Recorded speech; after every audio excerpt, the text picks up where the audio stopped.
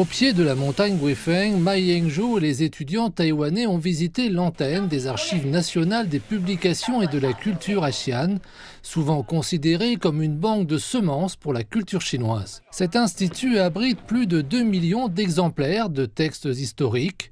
Ces textes constituent une source majeure d'informations sur la littérature chinoise ancienne. L'antenne de Xi'an est marquée par ses collections concernant la culture du nord-ouest chinois, d'autant que Xi'an était le point de départ de la route de la soie dans l'histoire. Une exposition sur la route de la soie attire l'attention des visiteurs. Je viens d'étudier la route de la soie depuis la dynastie des Tang jusqu'au temps moderne. Ça donne à réfléchir, car ça permet de mieux comprendre le développement économique et l'importance de la route de la soie.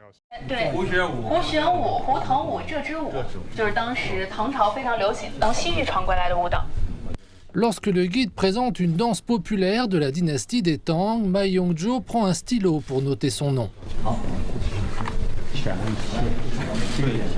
En entrant dans la bibliothèque dite cachée, le directeur Liu présente 6 ouvrages anciens des dynasties des Song, Ming et Qing à Ma Yingzhou. Parmi eux, l'encyclopédie de Yongle, la plus grande encyclopédie du monde. En écoutant la transcription de la dynastie des Ming, archive des missions au royaume de Ryukyu, Ma Yingzhou hoche la tête. Il s'agit d'une lecture indispensable pour ceux d'entre nous qui font des recherches sur l'île Diaoyu. Les textes anciens prouvent que l'île Diaoyu n'appartient pas à Ryukyu. C'est dit très clairement, au-delà de la montagne Gumi. J'ai également vu ce passage à l'université d'Oxford au Royaume-Uni. Ma Yingzhou affirme que cette expérience lui a donné un nouvel aperçu de la longue continuité et du riche héritage de la civilisation chinoise.